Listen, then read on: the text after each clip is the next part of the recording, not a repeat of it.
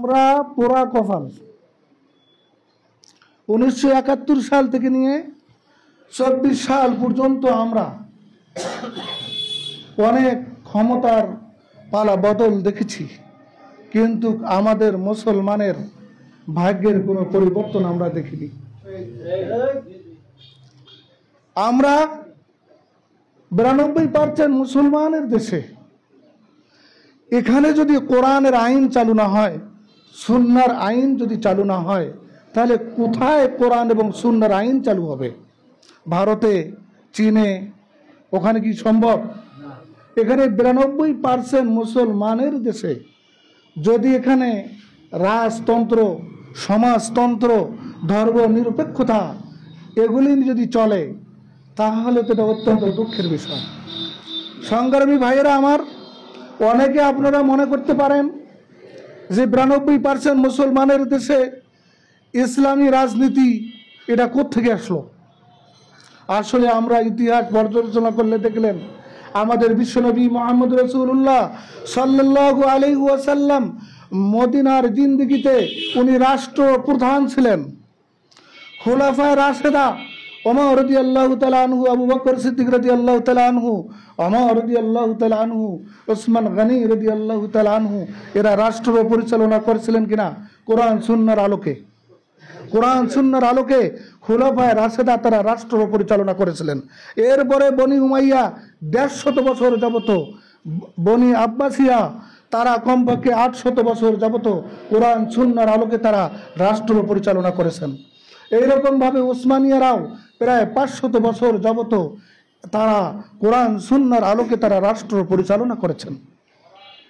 অত্যন্ত দুঃখের বিষয়, দেখেন আমরা মুসলমান, আমাদের আল্লাহ এক, আমাদের নবী মুহাম্মদ রাসূলুল্লাহ সাল্লাল্লাহু আলাইহি ওয়াসাল্লাম, আমরা মুসলমান, আমরা মুসলমানেরা আল্লাহ রাসূলের আদর্শ লালন করব, কিন্তু বাতিল অপশক্তি ইসলামের শত্রুরা আজকে দেখেন আমাদের এই বাংলাদেশে মুসলমানদের মধ্যে বিভিন্ন ধরনের দলে উপনীত করে দিয়েছেন।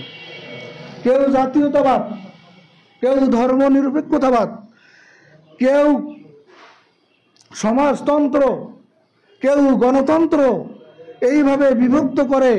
কেউ বঙ্গবন্ধু মুজিবের আদর্শ লালন করে, কেউ শহীদ জিয়াউর রহমানের আদর্শ লালন করে, কেউ এরশাদের আদর্শ লালন করে। এটা অত্যন্ত দুঃখের বিষয়। এরা মুসলমান। বাংলাদেশে যত রাজনৈতিক দল আছে সবাই মুসলমান কিনা, কিন্তু আমাদের শত্রুরা তারা আমাদের মুসলমানদের মধ্যে এরকম বিভিন্ন দলের মধ্যে আমাদেরকে ফালাইয়ে দিয়েছেন। এই জন্য সংগ্রামী ভাইয়েরা, আসলে ইসলামী শাসন ব্যবস্থা ছাড়া কিয়ামত পর্যন্ত শান্তি আসতে পারে না। দেখেন আমরা 1971 সাল থেকে নিয়ে 25 সাল পর্যন্ত আমরা অনেক সরকার দেখেছি। দুর্নীতি বন্ধ হয়েছে, জেনা ব্যভিচার বন্ধ হয়েছে, সুদ বন্ধ হয়েছে, ঘুষ বন্ধ হয়েছে, কোনো কিছু বন্ধ হয় নাই। একমাত্র সুদ বন্ধ করতে হলে ইসলামী শাসন ব্যবস্থার দরকার। দুর্নীতি মুক্ত দেশ গড়তে হলে কোরআন সুন্নাহ ভিত্তিক দেশ গড়তে হবে। এইরকম ভাবে জুলুম অবিচার দূর করতে হলে কোরআন সুন্নাহ ভিত্তিক রাষ্ট্র পরিচালনা করতে হবে। তাছাড়া কিয়ামত পর্যন্ত আমাদের এই বাংলাদেশে আমাদের কি হবে না, আমাদের ভাগ্যের চাকা পরিবর্তন হবে না, দুর্নীতি কমবে না, জেনা ব্যভিচার কমবে না, মদ গাঁজা কমবে না। এই জন্য সংগ্রামী ভাইয়েরা, ইসলামী আন্দোলন বাংলাদেশ একটি শান্তিপ্রিয় সংগঠন। শান্তিপ্রিয় সংগঠন ইসলামী আন্দোলন বাংলাদেশ ইসলাম দেশ এবং মানবতার কল্যাণে তারা কাজ করে। ইসলাম দেশ মানবতার কল্যাণে ইসলামী আন্দোলন বাংলাদেশ কাজ করছে। আল্লাহ তাআলার অশেষ মেহেরবানিতে সারা বাংলাদেশে ইসলামী আন্দোলন বাংলাদেশের একরে টেকনাফ থেকে তেতুলিয়া, রূপসা থেকে পাথুরিয়া, সুন্দরবন থেকে বান্দরবান পর্যন্ত ইসলামী আন্দোলনের হাত পাখার একটি গণজোয়ার সৃষ্টি হয়েছে। আল্লাহ তাআলার মেহেরবানিতে দেখেন ইসলামী আন্দোলন বাংলাদেশের জনপ্রিয়তা কেন লাভ করেছে। দেখেন 1971 সাল থেকে নিয়ে 24 সাল 25 সাল পর্যন্ত আমরা অনেক রাজনীতি দেখেছি, অনেক ইসলামী রাজনীতি দলও আছে, অনেক দলও আছে। একবার আওয়ামী লীগ, একবার বিএনপি, একবার জাতীয় পার্টি। এরকম হয় কিনা? কিন্তু ইসলামী আন্দোলন বাংলাদেশ আমাদের নীতি আদর্শের উপর অটল। ইসলামী আন্দোলন বাংলাদেশ কোরআন সুন্নাহর উপর অটল, যার কারণে ইসলামী আন্দোলন বাংলাদেশ আজকে সারা বাংলাদেশের মধ্যে একটা জনপ্রিয়তা অর্জন করেছে। এই জন্য আমার ভাইয়েরা হাতীবান্ধার, বিশেষ করে আমি হাতীবান্ধা ভাইদেরকে আমি উদ্দেশ্য করে বলতেছি, দেখেন আমরা মুসলমান হয়ে যদি 92% মুসলমানের দেশে আমরা যদি ইসলামী রাষ্ট্র কায়েম করতে যদি না পারি, তাহলে তো আল্লাহ রব্বুল আলামিনের কাছে আমাদেরকে ধরা খেতে হবে। এই জন্য ইসলামী রাষ্ট্র কায়েম করার জন্য দলমত নির্বিশেষে ইসলামী আন্দোলন বাংলাদেশের পতাকা তলে আবদ্ধ হওয়ার জন্য, আসার জন্য আমি উদাত্ত আহ্বান জানাচ্ছি। সংগ্রামী ভাইয়েরা, আমরা তো এতদিন যাবত সোনার বাংলা দেখলাম, ডিজিটাল বাংলা দেখলাম, স্মার্ট বাংলা দেখলাম, সব দেখা শেষ। একটা বারের জন্য হলেও কোরআনের আইন আমরা দেখতে চাই, চাই কিনা? আমরা কে কে কোরআনের আইন দেখতে চাই? একটু হাত তুলে দেন। আমরা কোরআনের আইন দেখতে চাই, আমরা কোরআনের আইন দেখতে চাই এই বাংলাদেশে। সংগ্রামী ভাইয়েরা, আমরা 1971 সাল থেকে নিয়ে 25 সাল পর্যন্ত মুসলমানের ভাগ্যের কোনো পরিবর্তন হয় নাই কোরআনের আইন ছাড়া। আজকে দেখেন, একটা নাবালেগ শিশু বাচ্চা ধর্ষিত হচ্ছে। বাংলাদেশের আইন আছে, আইনের প্রয়োগ নাই। আইন আছে, দুর্নীতি দমন কমিশন আছে, কিন্তু দেখা গেছে তাদের মধ্যেই দুর্নীতি। বাংলাদেশের দেখেন, এই যে আইন বিভাগ, যে বিচার বিভাগ যে আছে, আওয়ামী লীগের আমলে অনেক ওলামায়ে কেরাম জেলের মধ্যে বন্দী ছিল, অনেক নেতারা বন্দী ছিল, কেউ জামিন পায় নাই। সরকার পরিবর্তন, জামিন হওয়া শুরু।